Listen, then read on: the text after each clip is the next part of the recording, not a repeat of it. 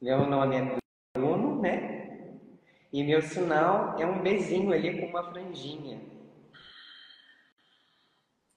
Pergunta: quem escolheu o sinal? Um amigo meu surdo, ele se chama Gabriel. Esse era o sinal dele. Amigo meu. Vou voltar com os comentários, que aí agora eu faço as perguntas e eu vou sinalizando as tuas respostas. Muito bem. Seja bem-vindo, Bruno. Estou muito feliz de te receber, porque o Bruno, ele às vezes vai me mandando algumas notícias do trabalho dele e eu fico muito emocionada, Juliana, muito emocionada, muito feliz, sabe?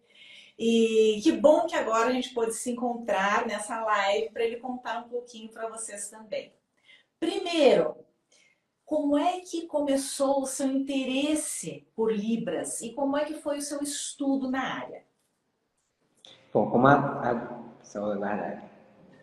Como a doutora Débora já explicou, eu comecei, né, eu sou médico, sou residente de pediatria atualmente, formei-me há 2 anos atrás e acontece que em um dado momento da minha vida eu tive um contato com a comunidade surda da minha cidade. Eu fazia parte, né, das minhas atividades acadêmicas na faculdade e eu fui convidado a participar de uma roda de conversa, uma vivência com a comunidade surda da minha cidade, né, que é a cidade de Tálmano. Então, perfeito. E aí o que acontece? Nesse momento eu tive um contato com uma realidade muito diferente do que eu estava acostumado nos atendimentos.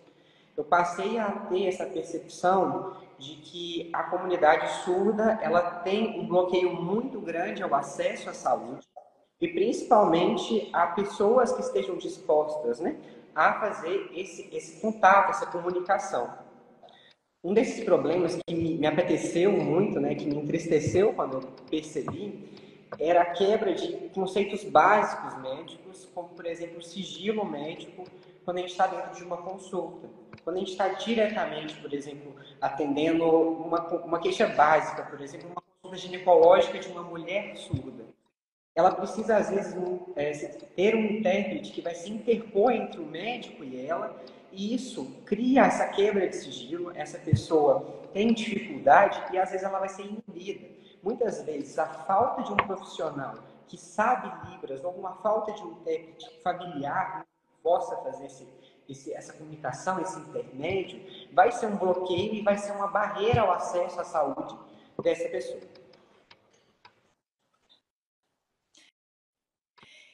E aí, como é que foi? Você teve esse contato Uhum. ali nessa roda de conversa. Isso. E como é que foi o seu início para aprender Libras? Você já estudava medicina? Isso, já. Já. Logo, logo no final do meu curso, eu estava tendo essa questão, né? Eu passei a frequentar, então, esse coletivo surdo e, coincidentemente, eu passei a consumir conteúdo de Libras virtualmente. Então, eu consumi o conteúdo da Débora, eu segui influenciadores surdos, segui criadores de conteúdo de Libras e comecei a consumir de uma forma mais passiva, né? Então, a gente assiste sem fazer um estudo ativo, que é o que eu acho que realmente faz diferença, a gente estruturar-se no curso, fazer um curso adequado, como eu fiz com o curso da Débora. Essa questão, eu acho que o ponto ali de virada para mim, que foi essa necessidade de começar a estudar, foi justamente no atendimento enquanto acadêmico, enquanto eu estudava ainda. Eu estudava, eu cheguei no posto de saúde de atendimento, e a médica, ela chegou e falou comigo que tinha um casal para eu atender. E esse casal era um casal que ela detestava atender, que era horrível, porque era um casal que não falava, não comunicava, e eu simplesmente devia entregar um papel para eles, eles iam escrever as queixas e eu ia chamar ela para ela carimbar depois. Isso é uma coisa assim, foi justamente nessa semana que eu resolvi fazer o curso da Lélia. Porque eu cheguei na consulta, eu tinha um conhecimento muito básico de Libras da comunidade que eu estava frequentando, e aí eu consegui estabelecer uma comunicação, mas não era uma comunicação tão efetiva.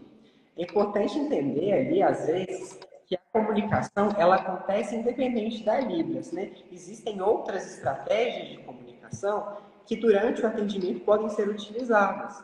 Mas naquele momento, o que eu tinha foi suficiente para fazer um atendimento mais ou menos adequado e que foi satisfatório para aquela família.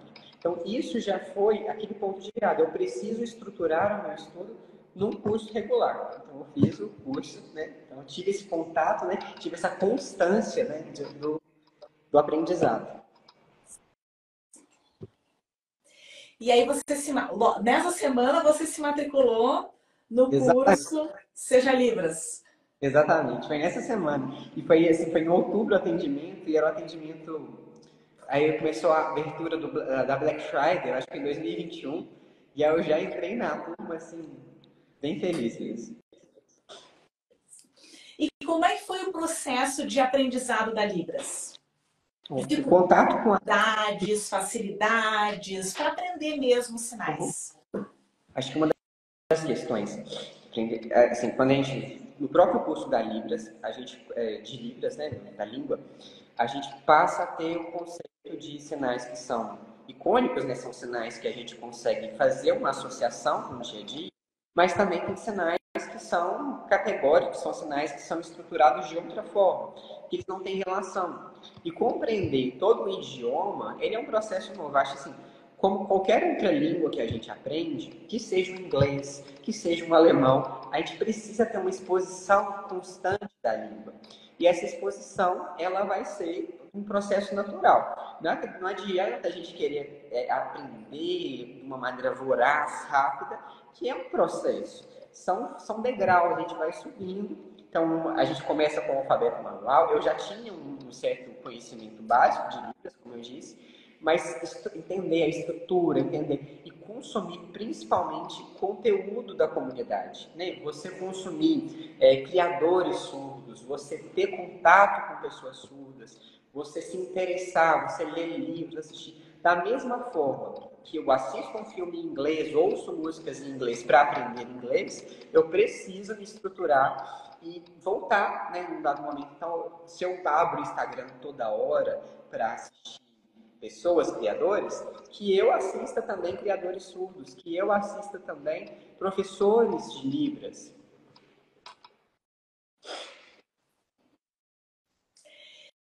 E depois desse teu atendimento, desse casal surdo, né, que você conseguiu se comunicar ali o básico e fazer o atendimento, teve alguma outra situação que você usou Libras na medicina? Esse foi o pontapé, né? Foi o motivo pelo qual eu iniciei o estudo. Mas a partir do momento que eu iniciei essa jornada, né, nos últimos 3 anos, né, de aprendizado, eu tive a oportunidade de fazer diversos atendimentos em Libras. E eu acho que talvez seja um ponto da gente compreender. A limitação, a barreira do acesso da pessoa surda ao sistema de saúde, muitas vezes é o próprio profissional. Ela evita de acessar o atendimento justamente porque nesse atendimento ela pode não ser atendida. E a partir do momento que eles tinham, que poderia, assim, sabia assim, olha, o Bruno está ali de plantão, o Bruno está ali, vamos ver se consegue introduzir, inserir alguma coisa com essa pessoa, com esse atendimento. Meu segundo atendimento em Libras é um atendimento que também foi muito interessante. Eu estava de plantão na UPA, da minha cidade, então estava atendendo na clínica médica, que é o setor de atendimento clínico, né? Uma coisa mais simples. E aí me chamaram porque tinha uma pessoa surda no setor cirúrgico, né, da UPA, a parte de cirurgia. E esse atendimento, especificamente, é porque o médico cirurgião não estava entendendo o que estava acontecendo qual que era a queixa, né, dessa pessoa que estava lá em atendimento com ele. E ao chegar no local, né, eu me apresentei, falei que meu nome era Bruno, que eu era médico e que eu poderia ajudar, né? E aí foi o ponto ali que várias vezes isso aconteceu em atendimentos comigo, que é quando eu me encontro com a pessoa surda e aí eu tenho esse desafio de comunicação que muitas vezes eu vou ter que conhecer um novo vocabulário, principalmente por conta da medicina. Então, essa pessoa específica, aconteceu dela estar arrumando casa, preparando, que ela me contou, né?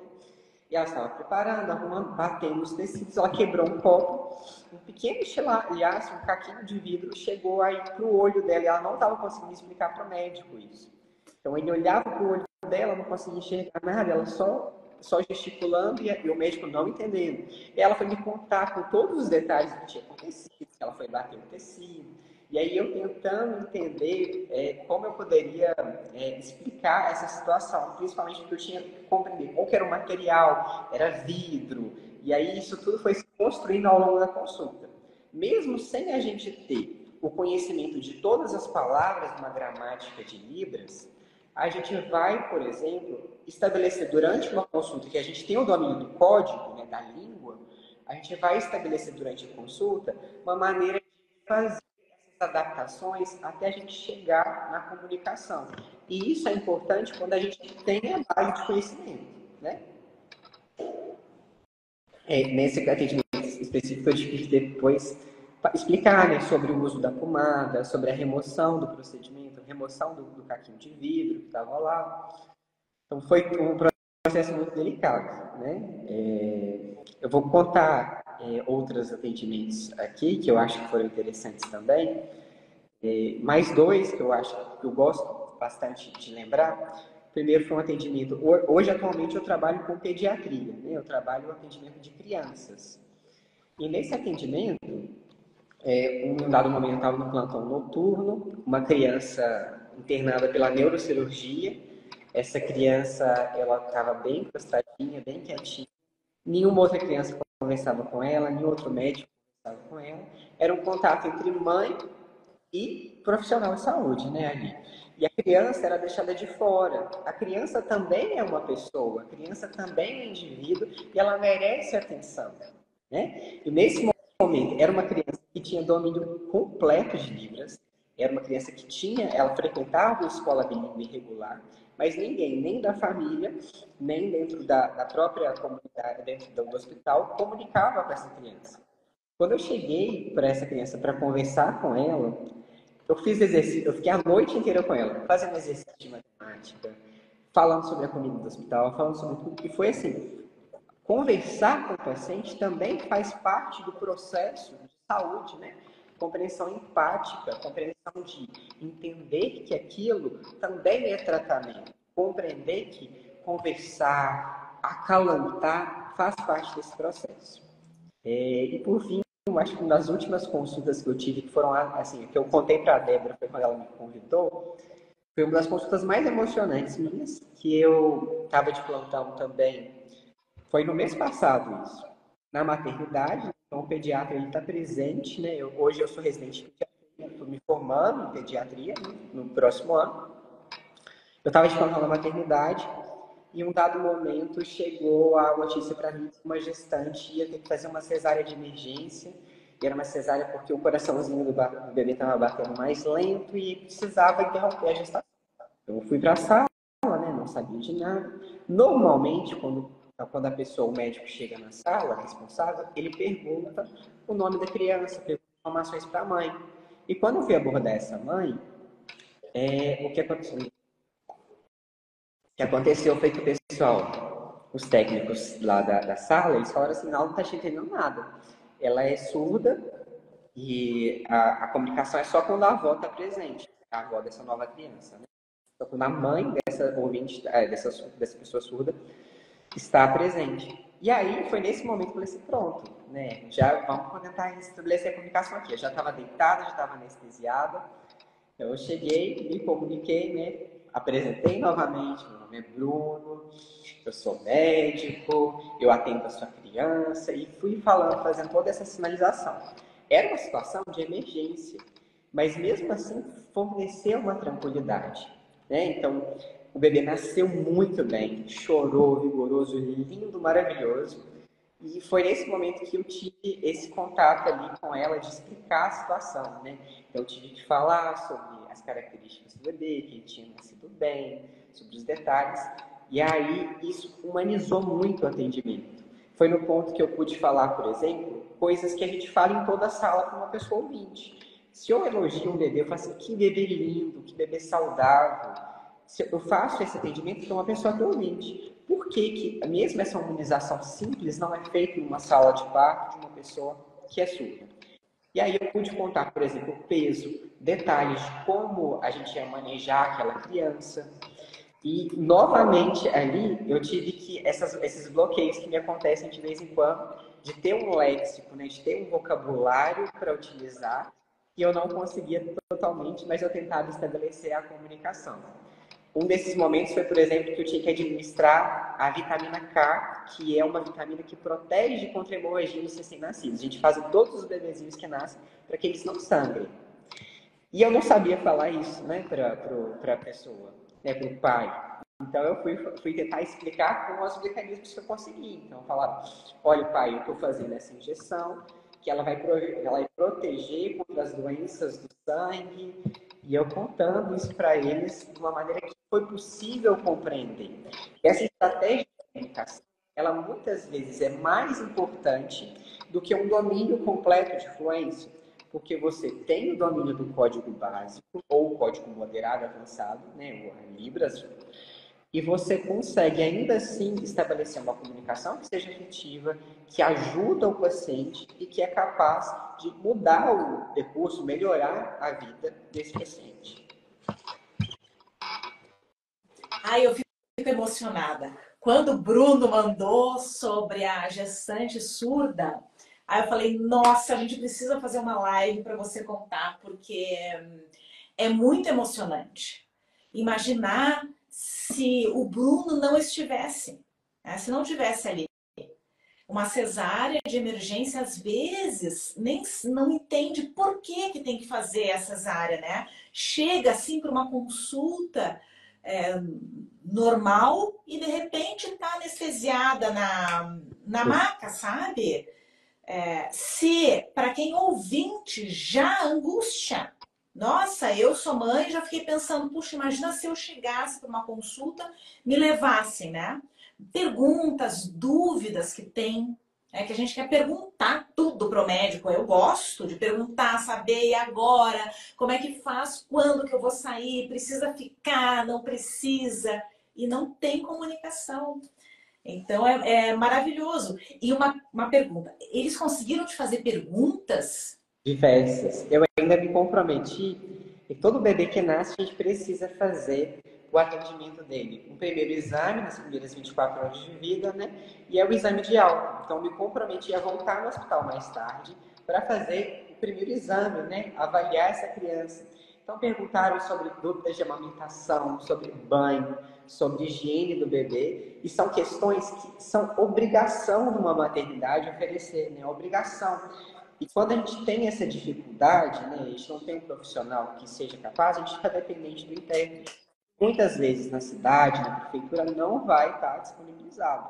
E isso é uma barreira. Se eu estou fornecendo as informações, né, para o meu paciente, eu estou dando o atendimento que eu fui treinado a fazer. Né? Eu não estou dependendo de um outro mecanismo, de uma outra pessoa que possa criar um ruído de comunicação. Né? Eu acho que ainda um outro ponto que eu até esqueci de falar aqui, mas que eu gosto de lembrar, agora principalmente na pediatria, né, esse contato com a língua. Muitas vezes, ainda também na maternidade, tinha nesse exemplo daí, pais que são surdos profundos desde o nascimento e que provavelmente, por ser uma surdez de componente genético, muito provavelmente também essa criança seria surda. Então, toda a orientação ela é voltada para esse caminho. No atendimento pediátrico, ele também tem que visar essa questão. Eu fiquei agora curiosa sobre o atendimento desta criança surda que você passou a noite junto. Eu não sei se eu interpretei certo, mas a família não sabia Libras? Não. A família era uma família ouvinte. A surdez era uma surdez de causa congênita. Então, não era um coda, não era uma pessoa que era de um núcleo de comunidade. Especificamente na minha cidade, que hoje eu moro, ela tem uma escola de formação bilíngue. É uma escola que as crianças aprendem português e Libras. Então, a gente tem muitas crianças surdas que são estimuladas em Libras desde a infância, como deveria ser, que é o adequado, eu acho isso o mundo ideal, mas que as famílias ainda não têm domínio da língua. Essas crianças, normalmente os pais são convidados para reuniões, para cursos de Libras, mas nem sempre essas famílias aderem, né? Elas são muitas vezes resistentes a esse tipo de conduta. Elas querem condutas muitas vezes curativas, aparelho auditivo. E muitas vezes, quando a gente expõe essa criança o contato com a Libras antes, a gente está fazendo um benefício muito maior para o cérebro dessas crianças. Com certeza. Esse aprendizado de Libras, esses dias eu estava lendo uma pesquisa sobre isso, né? Sobre o desenvolvimento cerebral de crianças, bebês que aprendem línguas de sinais, é americana a pesquisa, e língua oral. A diferença de desenvolvimento da língua é muito forte. Uma coisa que é interessante é a gente pensar assim, quando que uma criança ouvinte passa a ter contato com a língua falada? Desde o momento que ela nasce, o mais precoce possível. E a criança surda? Muitas vezes não. Essa criança surda, ela não vai ter o contato com a língua adequada para ela, a língua mãe, que seria, no caso, a Libras. Quando essa criança não é exposta a um idioma, muitas vezes ela vai ter um desenvolvimento cerebral diferente, ela vai ter um desenvolvimento ineficaz. A parte que a gente comunica, a parte da fala, dos estímulos, ela também pode ser estimulada pela Libras de uma maneira muito mais eficaz. Então, quanto antes essa criança é exposta à língua de sinais, melhor é para o desenvolvimento neurológico dela, de modo a ela ter um desenvolvimento igual ou até superior a qualquer outra criança. Então, se a gente expõe a criança a Libras, a gente está fazendo um benefício muitas vezes melhor do que colocando um aparelho auditivo.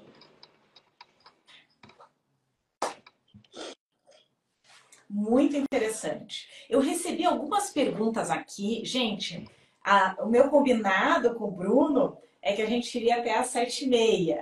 E aí, claro, depois a gente pode marcar outras lives para ele continuar contando as experiências dele. Mas chegaram várias perguntas. Eu vou ver se alguma se repete e vou ver se eu consigo postar aqui para vocês. Tá. Aqui chegou um comentário da Joyce. Deixa eu aproveitar ele. Joyce, somos ouvintes. Ensino minha filha Libras. Ela está em acompanhamento com a fono e a mesma disse que estou atrasando a fala por ensiná-la. Isso é muito interessante. Porque é recorrente. Isso que a Joyce perguntou, eu escuto há muito tempo. Vou deixar o Bruno responder. Depois eu falo também. Eu vou até colocar uma referência, talvez, ali, que eu gosto bastante. A gente tem um neurologista que se chama Oliver Sacks. Esse neurologista, inclusive, escreve um livro sobre a surdez, que é o livro Vendo Vozes. Em um dado momento desse livro, ele coloca, por exemplo, o neurodesenvolvimento das crianças. Então, a gente não tem uma diferença de desenvolvimento cerebral da criança que foi exposta a Libras e também não tem um desenvolvimento diferente da que foi exposta à língua falada. Esse desenvolvimento é igual e ele pode ser conjunto. Você aprender língua de sinais não bloqueia o aprendizado de língua falada. É óbvio, quando a gente faz uma adaptação para oralização, para fazer com que essa criança passe a falar, muitas vezes a gente vai estar fazendo um processo que é para adequar a sociedade, o estudo à sociedade. Mas a gente não está pensando de fato no processo de aprendizado real dessa criança. A criança que realmente vai se inserir na sociedade com neurodesenvolvimento adequado, ela é a criança que vai ser exposta a Libras. É a criança que foi exposta a um idioma que é adequado para ela. Ela vai estimular áreas do cérebro diferentes da área estimulada pela fala, mas vai ter um nível de complexidade de pensamento muito importante, muito maior às vezes. Novamente, colocando o Oliver Sacks, que é esse neurologista, ele faz um exemplo que é interessante, que às vezes a gente não pensa na gente mesmo. Primeiro ponto que a gente tem que pensar. Eu dentro de mim tem um eu mesmo, assim, uma própria voz. Eu penso em português. A todo momento eu estou tendo uma voz interior que pensa em português. Quando a gente adquire uma língua, a aquisição de uma língua cria uma voz interna, cria uma concepção. O conceito de eu, da minha existência, é dependente da minha língua. Então, quando a gente dá uma língua para a pessoa surda, como por exemplo a Libras, a gente faz a percepção do eu, da identificação do indivíduo dentro de si mesmo, né? Então, essa autoidentificação que ele coloca como proposição, a capacidade de se propor, de se entender como si, é nesse ponto que a gente trabalha quando a gente inicia a Libras precoce. Iniciar uma Libras precocemente, a gente faz a capacidade de proposição da criança, né? Reconhecimento do eu, né? Isso, até ia pegar, eu não sei, eu não vou achar aqui o livro dele, mas tá por aqui, o Vendo Vozes. Quando você falou, eu me lembrei dele. Mas eu trabalhei durante, não vou achar agora, no meu doutorado, eu participava de um grupo de mães e pais de surdos, enquanto os filhos surdos estavam na fono, eles estavam ali naquele grupo junto comigo. Né? Eu sou formada em psicologia, o meu doutorado é em fono, e eles faziam fono que trabalhava com o português junto com sinais. E tinha uma mãe que tinha um filho com 13 anos e ela não se comunicava com ele. Porque ele fez implante coclear, é um caso, tá, gente? Não vou generalizar, tá? É o caso, esse caso aqui. Ele fez um implante coclear, não se adaptou e não conseguia se comunicar pelo português. Estava aprendendo sinais com 13 anos de idade. E ela se recusava a aprender Libras. E aí foi ela sempre braba durante a sessão, sabe? E eu falava da minha experiência com a minha irmã, das pesquisas, parará, e ela braba. Às vezes ela sentava, chorava, e eu não conseguia contato nenhum com ela. Passaram-se os anos, isso foi 2014. Passaram-se os anos, eu engravidei, nasceu a Sofia, e na primeira semana da Sofia, ela começou a perder peso, perder peso, perder peso, perder peso. E aí a gente viu que ela estava mal, estava doente, estava com uma infecção. Mas isso a gente descobriu por um exame. Ela tinha que fazer exame de sangue e urina. E aí a gente foi, eu, meu marido, eu estava assim, ó, nervosa. Cheguei no hospital e uma enfermeira nos atendeu. Foi um anjo. Ela foi um anjo. Conseguiu atender bem a Sofia, deu tudo certo. E aí eu falei para ela, muito obrigada, a senhora é um anjo na nossa vida. Aí ela falou, a professora não está me reconhecendo? Aí eu, não. Aí eu falei, eu sou aquela mãe que ficava braba com a senhora no grupo de fono. Aí eu, meu Deus! E aí? Aí ela falou, e aí? Que quem é um anjo na minha vida é a professora. Porque eu aprendi Libras. E eu, como é que está o seu filho? Ela falou, tá ótimo. Tá entrando na faculdade. Então, a coisa foi, assim, eu fico arrepiada até hoje de lembrar, assim, dessa história, porque é a gente quebrar esses pré-conceitos que a gente tem, que o conhecimento trava, né? E o conhecimento liberta. E ainda hoje a gente tem muitos profissionais que têm uma resistência grande na educação de língua de sinais, de línguas visoespaciais, mesmo a gente tendo evidências e pesquisas que mostram que esse tipo de linguagem desenvolve o cérebro tanto ou até mais do que os outros tipos de linguagem. Então, essas crianças que são estimuladas desde o início, elas vão ter um benefício muito maior. Hoje a gente repara, por exemplo, que dentro do hospital, diversas coisas que a gente faz são medidas, às vezes, maléficas para essas crianças, que podem gerar, acarretar perdas auditivas a longo prazo. Por exemplo, hoje eu estava conversando com o pessoal lá, a gente tem uma população no Brasil enorme de pessoas surdas, né? Então, a gente tem pelo menos ali 10 milhões de pessoas no Brasil com deficiência auditiva. dessa maior parte, pelo menos metade dessas pessoas são surdas desde a infância. A outra metade é uma surdez depois, né? Depois que a pessoa já adquiriu o português, são pessoas que têm, às vezes, oralização, vão ter déficits auditivos, mas que têm o português como língua de base. Mas a gente tem uma outra parcela importante da população, né, que são por volta de 5 milhões, que são pessoas surdas desde a infância. E ali por volta de 2 milhões e algum pouquinho, que são pessoas que se beneficiam do uso da Libras. E quando a gente coloca isso, por exemplo, a gente vê que dentro do hospital, a gente cria essas situações. A gente tem cada vez mais prematuros, a gente tem cada vez mais crianças que são hospitalizadas desde o início. E aí, por exemplo, ficar mais de 5 dias no CTI é fator de risco para perda auditiva. Utilizar alguns tipos de antibióticos específicos que são intra-hospitalares, como, por exemplo, a amikacina, a gentamicina, são antibióticos específicos dos hospitais, são antibióticos que fazem lesão auditiva a longo prazo. Então, tem várias condições que a gente poderia prever e remediar. E quando a gente tem essa surdez profunda, o quanto antes a gente abordar, melhor é para a criança. Seja introduzindo a fonoaudiologia quando necessário, assim como introduzindo a língua falada e a Libras quando necessário também. Cada caso é um caso, como a doutora Débora falou. A gente vai ter que selecionar isso. Bruno, eu queria te agradecer muito, muito, muito pela nossa live. E nós vamos ter que marcar uma outra live, agora com assunto específico, porque tem várias, eu acabei não pegando de outras mães, mas falando sobre a língua de sinais e a maternidade, a língua de sinais com crianças e esse desenvolvimento que é possível com Libras, né? Não precisa tirar Libras para você se desenvolver bem. Muito obrigada. Agradeço. Parabéns pelo teu trabalho e obrigada também a todos que participaram.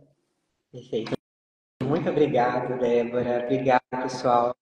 Muito feliz pelo convite, tá?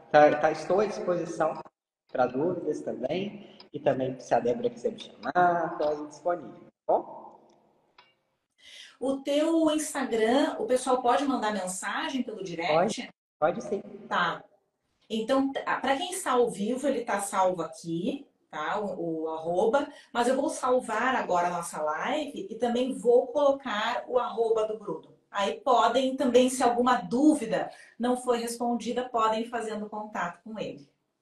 Perfeito. Obrigado. Muito bem, obrigada. Uma boa noite a todos.